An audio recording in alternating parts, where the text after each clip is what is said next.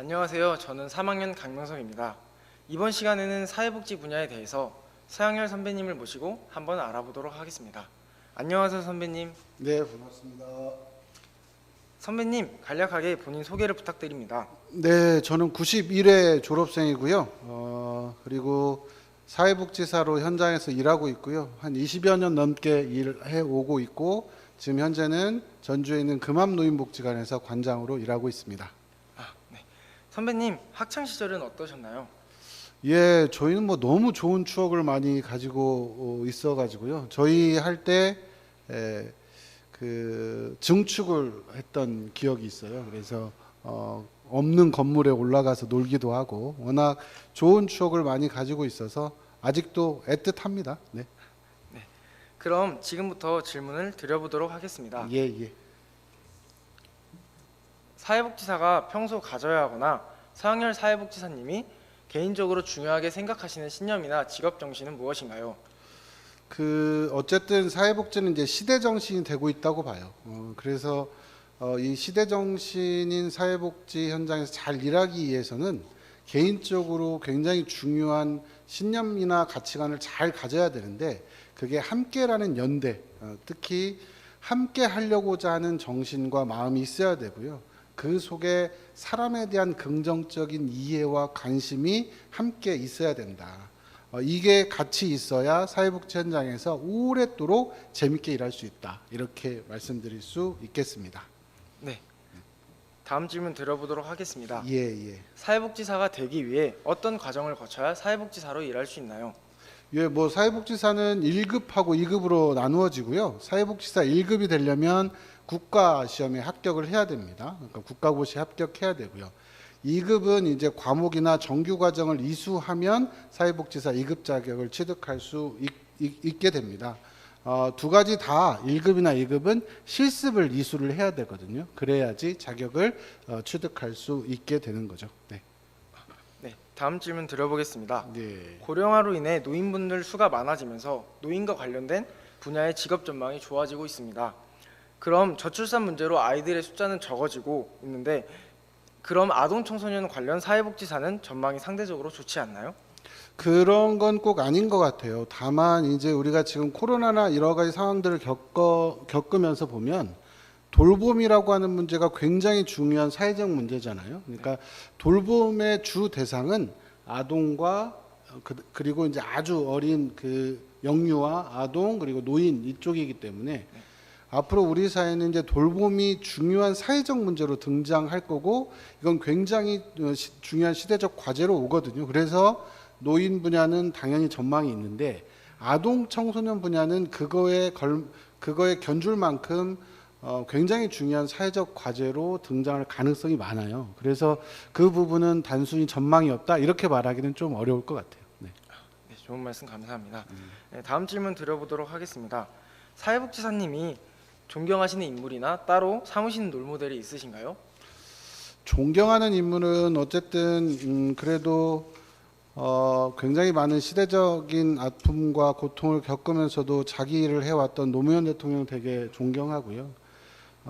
제가 롤모델로 삼고 있는 분은 저희가 맨 처음 모셨던 복지관 관장님이신데, 지금은 돌아가고 안 계시지만 그 관장님의 인품과 그 따뜻한 여백을 되게 롤모델로 삼고 그렇게 현장에서 활동하고 싶은 마음을 가지고 있습니다. 네. 다음 질문 드려보도록 하겠습니다. 사회복지학과는 4년제 대학과 2년제, 3년제 전문대학에 타 학과에 비해 많이 분포되어 있습니다. 그럼 2년제, 3년제 전문대학을 나와도 취업이 잘 되는 편인가요? 그거는 어디를 나왔다 이런 분야보다는 개인적인 차이가 큰 것 같아요. 그러니까 4년제를 꼭 졸업했다고 해서 취업이 잘 된다 이렇게 보기도 좀 어렵고요. 다만 이제 분야가 굉장히 광범위해지기 때문에 이 분야를 어떻게 준비하느냐에 따라서 달라진다. 그래서 실제 4년제 대학에 진학하는 친구들은 진학하자마자 공무원 준비를 하는 친구들도 있고요. 2년제를 졸업하고도 지역아동센터라든지 여러 분야에서 적극적으로 활동하는 사람들이 있기 때문에 개인적으로 어떻게 준비하느냐에 따라서 그 지점이 달라진다. 이렇게 말씀드릴 수 있을 것 같습니다. 네. 다음 질문 드려보도록 하겠습니다. 네. 실제 근무지에 취업하기 위해 이제 원서를 내고 지원을 하면 거기 센터에서 좋은 학력만 보고 평가하나요? 사회복지 분야는 사람을 뽑는데 되게 예민해요. 사실은 학력만을 보고 뽑는 곳이 아니에요, 사실. 네. 그러니까 학력은 어느 정도 기준점이지 그게 큰 의미는 없다 이렇게 말씀드릴 수 있을 것 같고요.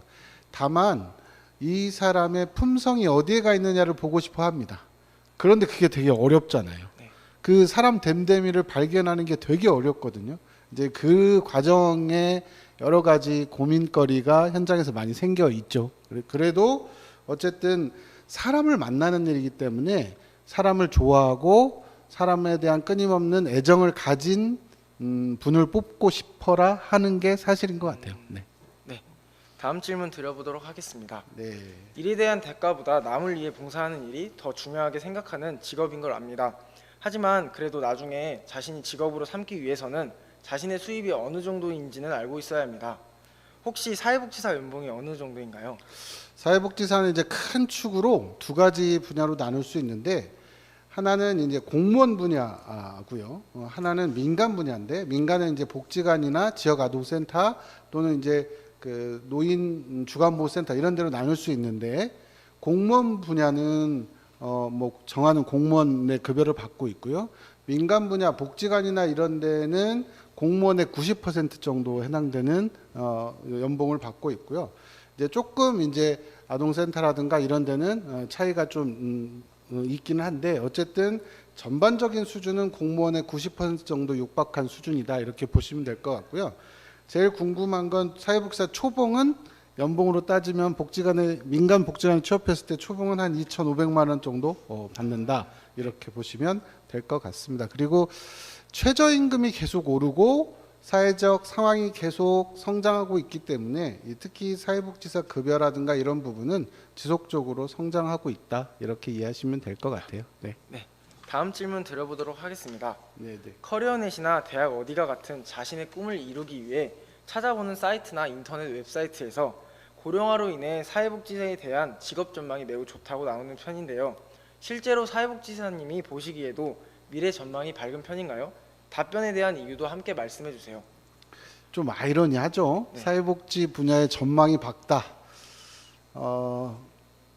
그 시대적 상황이 그만큼 욕구가 복잡해지고 다양해진다. 그러니까 이런 사람들의 삶의 문제가 굉장히 복잡해지고 이걸 해결해야 될 전문가들이 많이 필요하다. 그런 일들이 많이 늘어날 수밖에 없다. 누구도 예측할 수 있는 일입니다. 그렇기 때문에 사회복지사는 전망이 밝다 이렇게 얘기하고 있는 것 같고요. 실질적으로도 과거하고 다른 굉장히 복잡한 욕구들이 늘어나고 있어요. 그래서 이 늘어난 욕구에 따라서 복지 분야의 수요는 갈수록 증가할 수밖에 없고 그래서 일정한 부분에 그 일을 역할을 하는 전문가들이 많아질 수밖에 없다. 공무원만 봐도 실제 사회복지 분야에 전문적으로 일해야 되는 공무원 숫자가 아직도 굉장히 모자란 편이거든요. 그래서 2배 이상 필요하다라고 하는 얘기도 있고요. 그래서 그런 이제 직접 서비스를 수행하는 공직자들 또는 민간 분야 전문가들 이런 욕구들은 갈수록 많이 그 수요가 있을 수밖에 없습니다. 네. 다음 질문 드리도록 하겠습니다. 요즘 뉴스에 사회복지 공무원들의 고충에 대해 자주 언급되고 있는데요. 사회복지 관련 도서인 사회복지사들이 말하는 사회복지사라는 책에도 사회복지사 실제 현장은 대학에서 학문을 배울 때보다 훨씬 가혹하고 힘들어서 현직에 근무하시는 분들도 많이 힘들다고 전해 듣고 있습니다. 실제 서양열 사회복지사님은 어떻게 생각하시는지요? 저도 이제 20년이 좀 넘으니까요. 그런 어려움도 지내면서 지금 자리에 있는 것 같아요. 그런데 이제 그 두 가지가 있어요. 복지가 조금 그냥 국가에서 주는 거니까 너무 고마워요라고 할 때하고 왜 안 줘요? 당연한 권리로 올 때하고 그 현장에 일하는 사람들은 느낌이 다르겠죠. 당연한 권리를 주장하는 사람이 많아질수록 그 일을 해야 되는 사람들은 스트레스가 늘어날 수밖에 없겠죠. 복지 분야는 그런 욕구가 늘어나는 사람들을 상담하고 끊임없이 만나야 되기 때문에 이 감정 노동자라고 해요. 그러니까 이런 감정들이 많이 어렵고 힘들어질 수밖에 없다. 그런데 이제 거꾸로 욕구를 달성하려고 하거나 표출하려고 오는 사람들은 왜 내가 이 권리를 내가 못 가지게 하느냐라고 하는 불평을 할 수밖에 없잖아요. 그러니까 그 사람들은 그 사람들 나름대로 사연이 있겠죠.